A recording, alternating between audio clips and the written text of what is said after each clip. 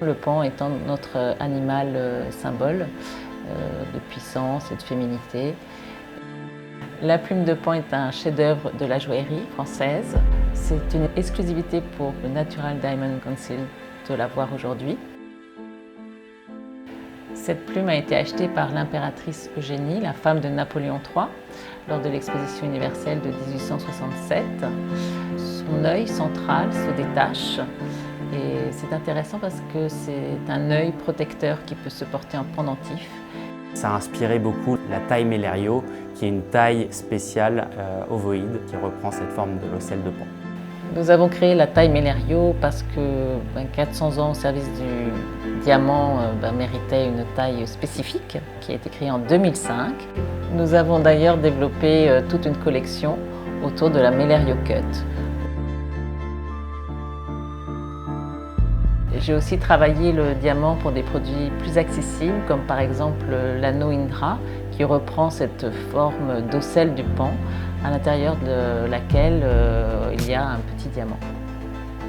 Une des dernières pièces, une écharpe tout en diamant, qui devait être très souple.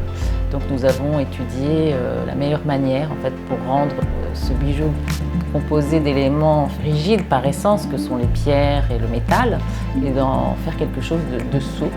Et nous avons donc réussi cette prouesse un peu entre guillemets grâce à cette possibilité d'échanger avec le chef d'atelier dans les murs.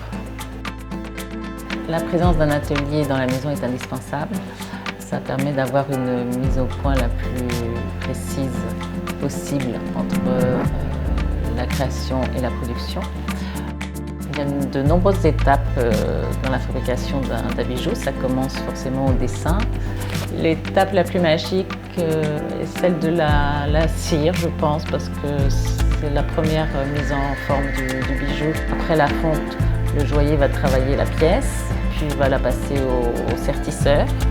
Il va donc empierrer la pièce.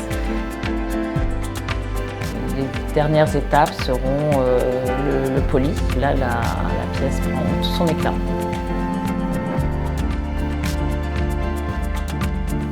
À chaque fois qu'on crée des nouvelles collections, on va puiser notre inspiration dans les archives et ça a quelque chose de complètement intemporel.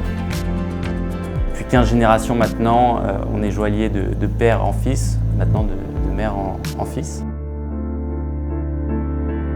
J'imaginais pas faire autre chose. C'est le projet d'une vie, c'est un projet familial. Le but, c'est de rester complètement indépendant et continuer à faire nos créations joaillières pour la vie.